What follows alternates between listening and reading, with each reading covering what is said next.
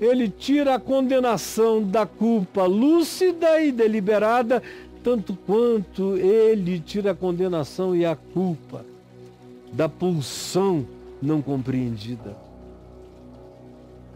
Eu sou perdoado e estou perdoado em Cristo daquilo que eu delibero fazer, acerca do que me arrependo, mudo de mente, volto atrás e corrijo o meu caminho, tanto quanto sou perdoado em Cristo das coisas que não foram evocadas por mim, mas que se manifestam contra aquilo que eu aprovo, como expressão amoral e imoral do meu inconsciente, que aqui é chamado de pecado que reside em mim.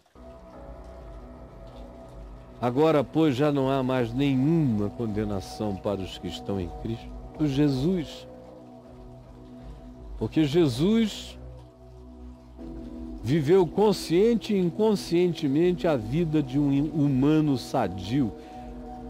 A única mente sadia é a mente de Cristo, para a qual eu sou chamado a absorvê-la e viver nela e andar segundo ele andou, mas eu não conseguirei jamais por mim mesmo, a menos que eu reconheça essa minha esquizofrenia primal, a menos que eu reconheça que a minha não solução foi vivida e solucionada por Jesus, e a menos que eu reconheça que o fato de que ele viveu a saúde humana e a integridade humana e a harmonia humana por inteiro, que ele é o homem dos homens, aquele em quem o Pai tem todo o prazer, ele é a melodia do universo, em coerência absoluta, e eu reconheça que ele, sendo isso, levou sobre si o que em mim é insuportável e em você também, e removeu o peso da condenação. Já não há condenação. Eu sou quem eu sou. Não necessariamente eu já melhorei em tudo, mas eu não tenho condenação nenhuma pesando sobre mim. Eu estou absolvido. E a maravilha é essa.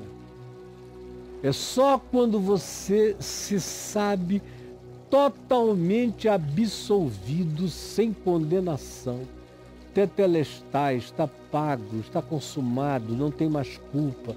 O escrito de dívida que havia contra nós e que constava de mandamentos quebrados o tempo todo, tudo isso foi removido inteiramente, encravado na cruz.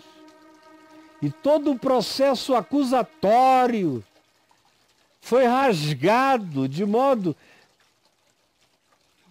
que sem condenação, sem a culpa da condenação, as pulsões incontroláveis do meu ser começam a diminuir. E o poder lúcido do meu consciente, que escolhe todo dia a lei da vida, o Evangelho em Cristo, vai apaziguando esse oceano angustioso do meu inconsciente, que é tanto mais angustioso quanto mais culpado seja, quanto mais introjete a culpa sem cura. Mas em Cristo Jesus ele retira a culpa lúcida e a culpa inconsciente, perdoa o ser consciente arrependido e perdoa o ente profundo inconsciente que nem se compreende, mas que agora, não importando o que dele ecloda, já eclode perdoado. E quando esse perdão é crido e absorvido, paradoxalmente isso não produz um libertino, não produz um ser entregue à maldade, ao contrário, estranha e paradoxalmente, a escolha consciente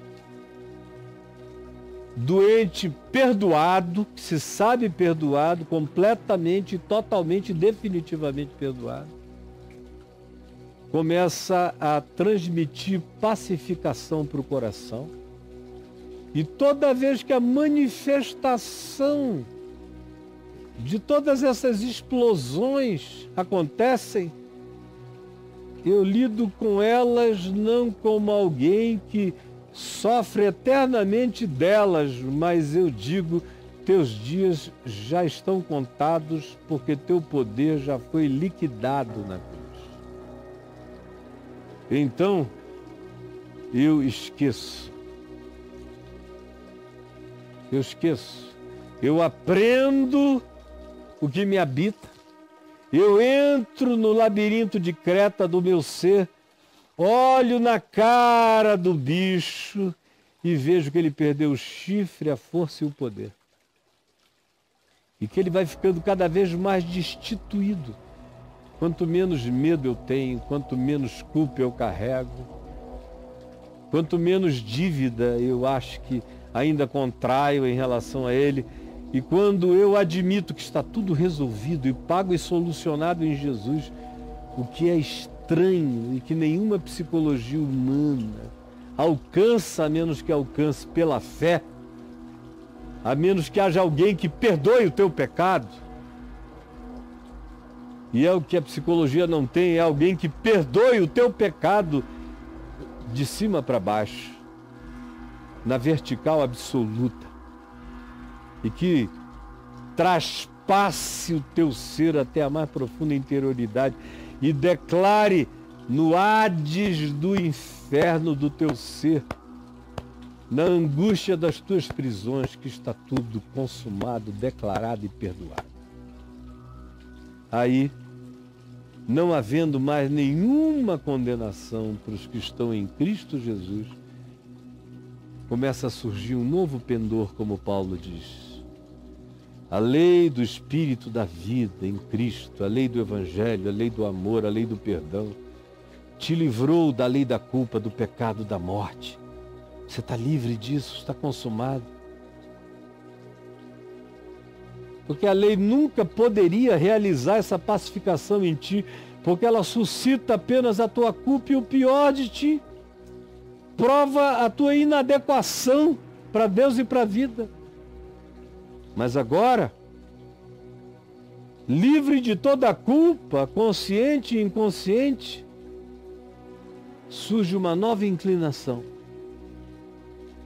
uma nova cogitação. Surge sem nenhum constrangimento um desejo certo de que não é um sacrifício inclinar-me na direção do que é bom, justo e verdadeiro. Não. Não há nenhuma penosidade. O que há é uma alegria privilegiada. E eu vou me inclinando dia a dia para o Espírito de Deus, para o Espírito de Cristo, para o Evangelho, para as coisas do Espírito, que são as coisas do amor, da alegria, da paz, da longanimidade, da bondade, da mansidão, da justiça, do domínio próprio. Vou me inclinando todo dia na direção do que o Evangelho chama de vida de Deus para o homem. Porque o pendor da minha carne, do mamífero, do animal, do Homo sapiens, dá para a morte, para o ódio, para a briga, para a competição, para a disputa. Mas quando o perdão me alcança e o medo se vai, e eu já não tento mais me auto-justificar pela força da minha mentirosa obediência, mas eu creio que Cristo obedeceu tudo por mim e que a minha não solução está nele solucionada, surge em mim esse pendor para o Espírito. pendor para a eternidade, pendor para o melhor de mim em mim, para o melhor de Deus em mim, para a minha melhor possibilidade humana. É por isso que se tem que dizer que quem existe privilegiando o animal, a carne, o mamífero, o predador, a raiva, o orgulho, a soberba, a arrogância desse predador pseudo-inteligente, esse pendor é inimigo de Deus, é inimigo da bondade de Deus, porque não se submete à lei do amor. É por isso que se diz que aqueles que vivem para satisfazer o apetite da carne, do orgulho, da guerra, do não perdão, da soberba, da arrogância, os que estão na carne, isso é viver na carne, não podem agradar a Deus. Não dá para você agradar a Deus vivendo assim. No entanto, olhe para mim. Paulo diz, vós não estáis mais na carne. Vocês em Cristo transcendem o mamífero.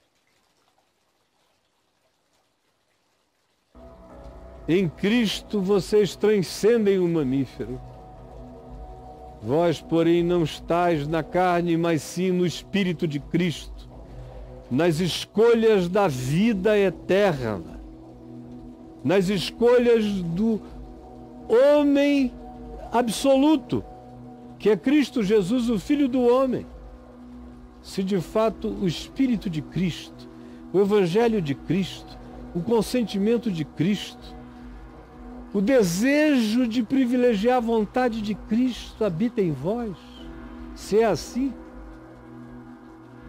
vocês vão começar a experimentar um desenvolvimento e um poder, tanto sobre o pecado que se delibera, que já não se quererá mais deliberá-lo, como em relação à explosão do inconsciente, que muitas vezes nos destrói. Deixa eu te dizer uma coisa concluindo. O mundo inteiro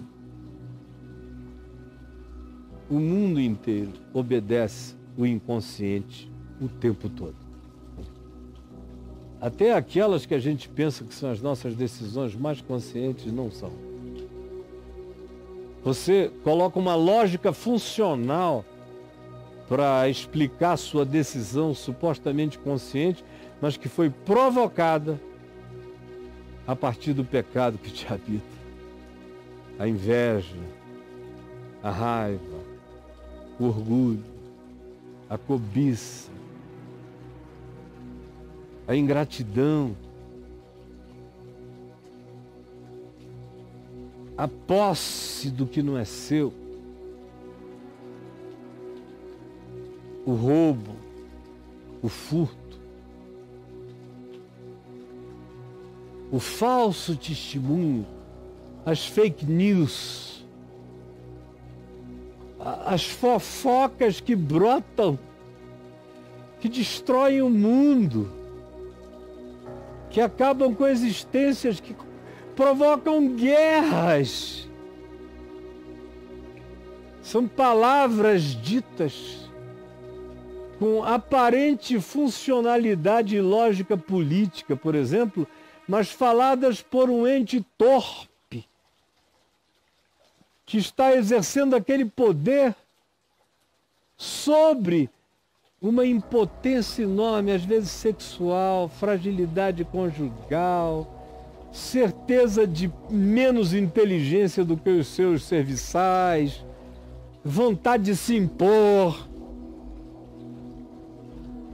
orgulho maldito, perverso, vaidade maligna.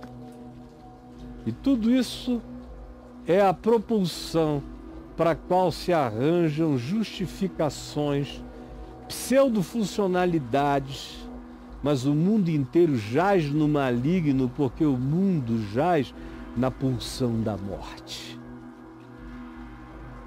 Em Cristo, todavia, eu não estou absolutamente curado disso, mas dia a dia pendo numa diversão infinitamente melhor e superior, porque eu não tenho mais culpa, não tenho condenação, não há mais nenhum pecado de juízo sobre mim, eu sou perdoado, estou livre, não tenho que lidar com a culpa. Quanto mais eu brigo com a culpa, mais o pecado cresce em mim.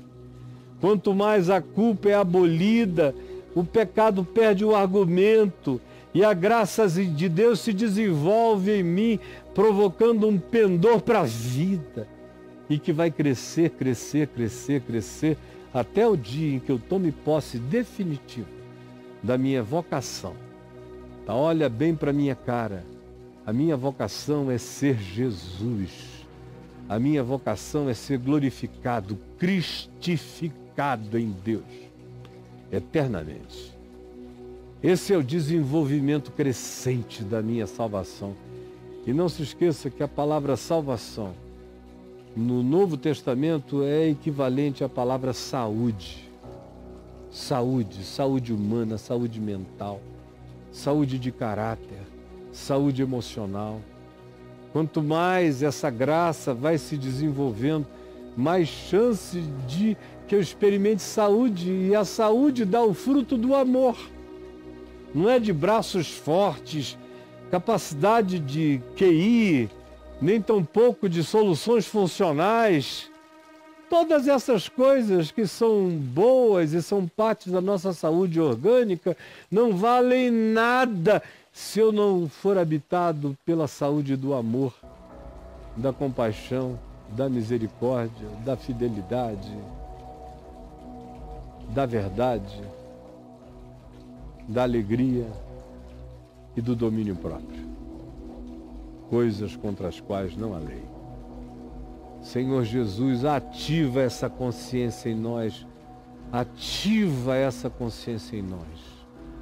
É o que eu te imploro agora. A tua palavra não podia ter sido mais nítida. Essa é a psicologia perene e eterna. Aplica essa percepção, essa consciência, essa revelação. E ativa essa compreensão como prática do bem e como pacificação na fé. É o que eu te peço. Em teu nome, Jesus. Amém.